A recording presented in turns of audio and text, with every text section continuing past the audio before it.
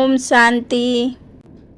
18 जनवरी 2026 की अव्यक्त बाप दादा के अव्यक्त महावाक्य।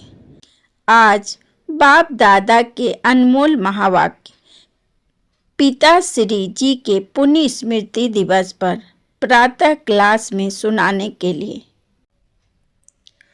मुरली के सार में बाप दादा ने कहा, मीठे बच्चे, ज्ञान रत्नों से झोली भरकर दान भी करना है। जितना दूसरों को रास्ता बताएंगे उतना आशीर्वाद मिलेगी। मीठे बच्चे, ज्ञान रत्नों से झोली भरकर दान भी करना है। जितना दूसरों को रास्ता बताएंगे उतना आशीर्वाद मिलेगी। ओम शांति। मीठे बच्चों को यह पक्का याद रखना है कि शिव बाबा हमको पढ़ाते हैं। शिव बाबा पतित पावन भी है, सद्गति दाता भी है। सद्गति माना स्वर्ग की राजाई देते हैं। बाबा कितना मीठा है, कितना प्यार से बच्चों को बैठ पढ़ाते हैं। बाप दादा द्वारा हमको पढ़ाते हैं। बाबा कितना मीठा है, कितना प्यार करते हैं। कोई तकलीफ नहीं देते, सिर्फ कहते हैं मुझे याद करो और चक्र को याद करो। बाप की याद में दिल एकदम ठहर जानी चाहिए, शीतल हो जानी चाहिए। एक बाप की ही याद सतानी चाहिए, क्योंकि बाप से वर्षा कितना भारी मिलता है। अपने को देखना चाहिए, हमारा बाप के साथ कितना लब है, कहाँ तक हमारे में दैवी गुण है। क्योंकि तुम बच्चे अब कांटों से फूल बन रहे हो। जितना जितना योग में रहेंगे उतना कांटों से फूल सतो प्रधान बनते जाएंगे। फूल बन गए फिर यहाँ रह नहीं सकेंगे। फूलों का बगीचा है ही स्वर्ग। जो बहुत कांटों को फूल बनाते हैं उन्हें ही सच्चा खुशबूदार फूल कहेंगे। वह कभी किसी को कांटा नहीं लगाएंगे। क्रोध भी बड़ा कांटा है, बहुतों को दुख देते हैं। अभी तुम बच्चे कांटों की दुनिया से किनारे पर आ गए हो। तुम हो संगम पर। जैसे माली फूलों को अलग पाट बर्तन में निकाल कर रखते हैं, वैसे ही तुम फूलों को भी अब संगम युग पॉट में अलग रखा हुआ है। फिर तुम फूल स्वर्ग में चले जाएंगे। कलयुगी कांटे भस्म हो जाएंगे। मीठे बच्चे जानते हैं, परलौकिक बाप से हमको अविनाशी वर्षा मिलता है। जो सच्चे सच्चे बच्चे हैं उनका बाप दादा से पूरा लब है। उनको बड़ी खुशी रहेगी। हम विश्व का मालिक बनते हैं। हाँ, पुरुषार्थ से ही विश्व का मालिक बना जाता है, सिर्फ कहने से नहीं। जो अनन्य बच्चे हैं उन्हों को सदैव यह याद रहेगा कि हम अपने लिए फिर से वही सूर्यवंशी चंद्रवंशी राजधानी स्थापन कर रहे हैं। बाप कहते हैं, मीठे बच्चे, जितना तुम बहुतों का कल्याण करेंगे उतना तुमको ही उजरा मिलेगा। बहुतों को रास्ता बताएंगे तो बहुतों की आशीर्वाद मिलेगी। ज्ञान रत्नों से झोली भरकर फिर दान करना है। ज्ञान सागर तुमको रत्नों की थालियां भर भर कर देते हैं। उन रत्नों का जो दान करते हैं वही सबको प्यारे लगते हैं। बच्चों के अंदर में कितनी खुशी होनी चाहिए। सेंसिबल बच्चे जो होंगे वह तो कहेंगे हम बाबा से पूरा ही बरसा लेंगे, एकदम चट पड़ेंगे।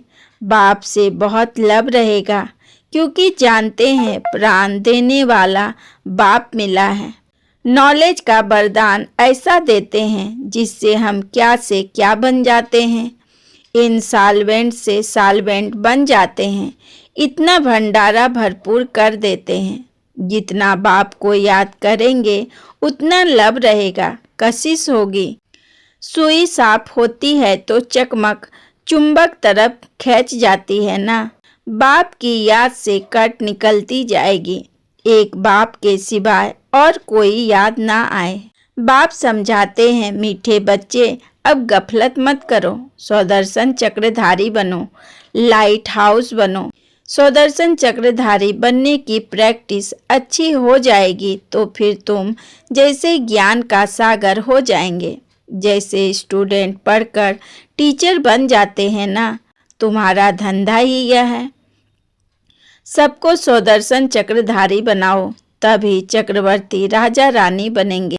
इसलिए बाबा सदैव बच्चों से पूछते हैं, सुदर्शन चक्रधारी हो बैठे हो? बाप भी सुदर्शन चक्रधारी है ना। बाप आए हैं तुम मीठे बच्चों को वापस ले जाने। तुम बच्चों बिगर हमको भी जैसे बेआरामी होती है। जब समय होता है तो बेआरामी हो जाती है। बस अभी हम जाऊं। बच्चे बहुत पुकारते हैं, बहुत दुखी हैं, तरस पड़ता है। अब तुम बच्चों को चलना है घर, फिर वहाँ से तुम आपे ही चले जाएंगे सुखधाम। वहाँ मैं तुम्हारा साथी नहीं बनूंगा। अपनी अवस्था अनुसार तुम्हारी आत्मा चली जाएगी। जितना तुम बच्चे बाप की याद में रहेंगे, उतना दूसरों को समझाने का असर होगा। तुम्हारा बोलना जास्ती नहीं होना चाहिए। आत्माभिमानी हो, थोड़ा भी समझाएंगे तो तीर लगेगा। बाप कहते हैं, बच्चे बीती सो बीती, अब पहले अपने को सुधारो। खुद याद करेंगे नहीं, दूसरों को कहेंगे, यह ठगी चल न सके। अंदर देर जरूर खाती होगी। बाप के साथ पूरा लब नहीं है तो श्रीमत पर चलते नहीं हैं। बेहद के बाप जैसी शिक्षा तो और कोई दे न सके। बाप कहते हैं, मीठे बच्चे, इस पुरानी दुनिया को अब भूल जाओ। पिछाड़ी में तो यह सब भूल ही जाना है। बुद्धि लग जाती है अपने शांति धाम और सुख धाम में। बाप को याद करते करते बाप के पास चले जाना है। पतित आत्मा तो जा न सके, वह है ही पावन आत्माओं का घर। यह शरीर 5 तत्वों से बना हुआ है, तो 5 तत्व यहाँ रहने लिए खींचते हैं, क्योंकि आत्मा ने यह जैसे प्रॉपर्टी ली हुई है। इसलिए शरीर में ममत्व हो गया है।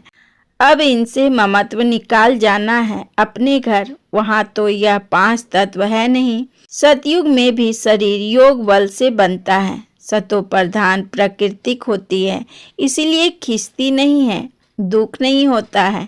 यह बड़ी महीन बातें हैं समझने की। यहाँ 5 तत्वों का बल आत्मा को खींचता है, इसलिए शरीर छोड़ने की दिल नहीं होती है। नहीं तो इसमें और ही खुश होना चाहिए। पावन बन शरीर ऐसे छोड़ेंगे जैसे मक्खन से बाल। तो शरीर से सब चीज़ों से ममत्व एकदम मिटा देना है। इससे हमारा कोई कनेक्शन नहीं। बस हम जाते हैं बाबा के पास। इस दुनिया से अपना बैगेज तैयार कर पहले से ही भेज दिया है। साथ में तो चल ना सके, बाकी आत्माओं को जाना है। शरीर को भी यहाँ छोड़ देना है। बाबा ने नए शरीर का साक्षात्कार करा दिया है। हीरे जवाहरतों के महल मिल जाएंगे। ऐसे सुख धाम में जाने के लिए कितनी मेहनत करनी चाहिए, थकना नहीं चाहिए। दिन रात बहुत कमाई करनी है। इसलिए बाबा कहते हैं, नींद को जीतने वाले बच्चे मामेकम याद करो और विचार सागर मंथन करो। ड्रामा के राज को बुद्धि में रखने से बुद्धि एकदम शीतल हो जाती है। जो महारथी बच्चे होंगे वह कब हिलेंगे नहीं। शिव बाबा को याद करेंगे तो वह संभाल भी करेंगे। बाप तुम बच्चों को दुख से छुड़ाकर शांति का दान देते हैं। तुमको भी शांति का दान देना है। तुम्हारी यह बेहद की शांति अर्थात योग बल दूसरों को भी एकदम शांत कर देंगे। तुम बाप की याद में रहकर फिर देखो यह आत्मा हमारे कुल की है या नहीं। अगर होगी तो एकदम शांत हो जाएगी। जो इस कुल के होंगे उन्हों को ही इन बातों से रस बैठेगा। बच्चे याद करते हैं तो बाप भी प्यार करते हैं। आत्मा को प्यार किया जाता है, यह भी जानते हैं। जिन्होंने बहुत भक्ति की है वह ही जास्ती पढ़ेंगे। उनके चेहरे से मालूम पड़ता जाएगा कि बाप में कितना लब है। आत्मा बाप को देखती है। बाप हम आत्माओं को पढ़ा रहे हैं। बाप भी समझाते हैं, हम इतनी छोटी बिंदी आत्मा को पढ़ाता हूँ। आगे चल तुम्हारी यह अवस्था हो जाएगी। समझेंगे हम भाई भाई को पढ़ाते हैं। शक्ल बहन की होते भी दृष्टि आत्मा तरफ जाए, शरीर पर दृष्टि बिल्कुल ना जाए।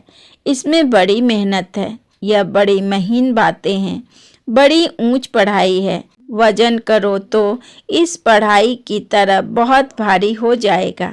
अच्छा, मीठे मीठे सिकी लधे बच्चों प्रति माता पिता बाप दादा का याद प्यार और गुड मॉर्निंग। रूहानी बाप की रूहानी बच्चों को नमस्ते। हम रूहानी बच्चों की रूहानी बाप दादा को पदम गुना नमस्ते नमस्ते नमस्ते। Good morning. शुक्रिया बाबा, शुक्रिया। अव्यक्त महावाक्य। महावीर बच्चों के संगठन की विशेषता एक रस एक टिक स्थिति। 9 दिसंबर 1975। महावीर अर्थात विशेष आत्मा। ऐसे महावीर विशेष आत्माओं के संगठन की विशेषता वर्तमान समय यही होनी चाहिए, जो एक ही समय सबकी एक रस एक टिक स्थिति हो, अर्थात जितना समय जिस स्थिति में ठहरना चाहे उतना समय उस स्थिति में संगठित रूप में स्थित हो जाए। संगठित रूप में सबके संकल्प रूपी उंगली एक हो। जब तक संगठन की यह प्रैक्टिस नहीं है तब तक सिद्धि नहीं होगी। संगठन में अभी ऑर्डर हो कि 5 मिनट के लिए व्यर्थ संकल्प बिल्कुल समाप्त कर बीज रूप पावरफुल स्थिति में एक रस स्थित हो जाओ, तो ऐसे अभ्यास है। ऐसे नहीं कोई मनन करने की स्थिति में हो, कोई रूरिहान कर रहा हो और कोई अव्यक्त स्थिति में हो। ऑर्डर है बीज रूप होने का और कर रहे हैं रूहानी, तो ऑर्डर नहीं माना है। यह अभ्यास तब होगा जब पहले व्यर्थ संकल्पों की समाप्ति करेंगे। हलचल होती ही व्यर्थ संकल्पों की है। इन व्यर्थ संकल्पों की समाप्ति के लिए अपने संगठन को शक्तिशाली व एक मत बनाने के लिए कौन सी शक्ति चाहिए? इसके लिए एक तो फेथ विश्वास, दूसरा समाने की शक्ति चाहिए। संगठन को जोड़ने का धागा है फेथ। किसी ने जो कुछ किया, मानो रॉन्ग भी किया, लेकिन संगठन परमान व अपने संस्कारों परमान व समय परमान उसने जो किया उसका भी जरूर कोई भाव अर्थ होगा। संगठित रूप में जहाँ सर्विस है वहाँ उसके संस्कारों को भी रहम दिल की दृष्टि से देखते हुए संस्कारों को सामने ना रख, इसमें भी कोई कल्याण होगा।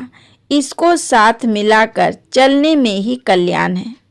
ऐसा फेथ जब संगठन में एक दूसरे के प्रति हो तभी सफलता हो सकती है। पहले से ही व्यर्थ संकल्प नहीं चलाने चाहिए। जैसे कोई अपनी गलती को महसूस भी करते हैं लेकिन उसको कभी फैलाएंगे नहीं, बल्कि उसे समझाएंगे। दूसरा उसको फैलाएगा तो भी बुरा लगेगा। इसी प्रकार दूसरे की गलती को भी अपनी गलती समझ फैलाना नहीं चाहिए। व्यर्थ संकल्प नहीं चलाने चाहिए, बल्कि उन्हें भी समा देना चाहिए। इतना एक दो में फेथ हो, स्नेह की शक्ति से ठीक कर देना चाहिए। जैसे लौकिक रीति भी घर की बात बाहर नहीं करते हैं, नहीं तो इससे घर को ही नुकसान होता है। तो संगठन में साथी ने जो कुछ किया उसमें जरूर रहस्य होगा। यदि उसने रॉन्ग भी किया हो तो भी उसको परिवर्तन कर देना चाहिए। यह दोनों प्रकार के फेथ रखकर एक दूसरे के संपर्क में चलने से संगठन की सफलता हो सकती है। इसमें समाने की शक्ति ज़्यादा चाहिए। व्यर्थ संकल्पों को समाना है। बीते हुए संस्कारों को कभी भी वर्तमान समय से टैली मिलान नहीं करो, अर्थात पास्ट को प्रेजेंट नहीं करो। जब पास्ट को प्रेजेंट में मिलाते हो तभी संस्कारों की क्यू लंबी हो जाती है, और जब तक यह व्यर्थ संकल्पों की क्यू है तब तक संगठित रूप में एक रस स्थिति हो नहीं सकती। दूसरे की गलती सो अपनी गलती समझना, यह है संगठन को मजबूत करना। यह तब होगा जब एक दूसरे में फेथ होगा, परिवर्तन करने का फेथ या कल्याण करने का फेथ। इसमें समाने की शक्ति जरूर चाहिए। देखा और सुना उसको बिल्कुल समाकर वहीं आत्मिक दृष्टि और कल्याण की भावना रहे। जब अज्ञानियों के लिए कहते हो अपकारियों पर उपकार करना है तो संगठन में भी एक दूसरे के प्रति रहम की भावना रहे। अभी रहम की भावना कम रहती है क्योंकि आत्मिक स्थिति का अभ्यास कम है। ऐसे पावरफुल संगठन होने से ही सिद्धि होगी। अभी आप सिद्धि का आवाहन करते हो, लेकिन फिर आपके आगे सिद्धि स्वयं झुकेगी। जैसे सतयुग में प्राकृतिक दासी बन जाती है, वैसे सिद्धि आपके सामने स्वयं झुकेगी। सिद्धि आप लोगों का आवाहन करेगी। जब श्रेष्ठ नॉलेज है, स्टेज भी पावरफुल है, तो सिद्धि क्या बड़ी बात है। सदा काल एक रस स्थिति में रहने वालों को सिद्धि प्राप्त ना हो, यह हो नहीं सकता। लेकिन इसके लिए संगठन की शक्ति चाहिए। एक ने कुछ बोला, दूसरे ने स्वीकार किया। सामना करने की शक्ति ब्राह्मण परिवारों के आगे यूज नहीं करनी है, वो माया के आगे यूज करनी है। परिवार से सामना करने की शक्ति यूज करने से संगठन पावरफुल नहीं होता। कोई भी बात नहीं जचती तो भी एक दूसरे का सत्कार करना चाहिए। उस समय किसी के संकल्प व बोल को कट नहीं करना चाहिए। इसलिए आप समाने की शक्ति को धारण करो। संगठित रूप में आप ब्राह्मण बच्चों की आपस में संपर्क की भाषा भी अव्यक्त भाव की होनी चाहिए। जैसे फरिश्ते अथवा आत्माएं आत्माओं से बोल रही है। किसी की सुनी हुई गलती को संकल्प में भी स्वीकार ना करना और ना कराना ही चाहिए। ऐसी जब स्थिति हो तब ही बाप की जो शुभ कामना है संगठन की, वह प्रैक्टिकल में होगी। इसके लिए विशेष पुरुषार्थ अथवा विशेष अनुभवों की आपस में लेन देन करो। संगठित रूप में विशेष योग के प्रोग्राम चलते रहे तो विनाश ज्वाला को भी पंखा लगेगा। योग अग्नि से विनाश की अग्नि जलेगी। अच्छा, ओम शांति। वरदान: व्यक्त में रहते अव्यक्त फरिश्ते रूप का साक्षात्कार कराने वाले सफ़ेद वस्त्रधारी और सफ़ेद लाइटधारी भव। व्यक्त में रहते अव्यक्त फरिश्ते रूप का साक्षात्कार कराने वाले सफ़ेद वस्त्रधारी और सफ़ेद लाइटधारी भव।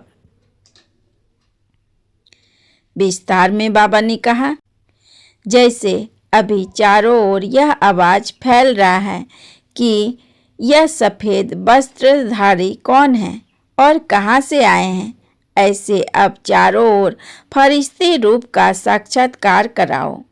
इसको कहा जाता है डबल सेवा का रूप। जैसे बादल चारों ओर छा जाते हैं, ऐसे चारों ओर फरिश्ते रूप से प्रकट हो जाओ।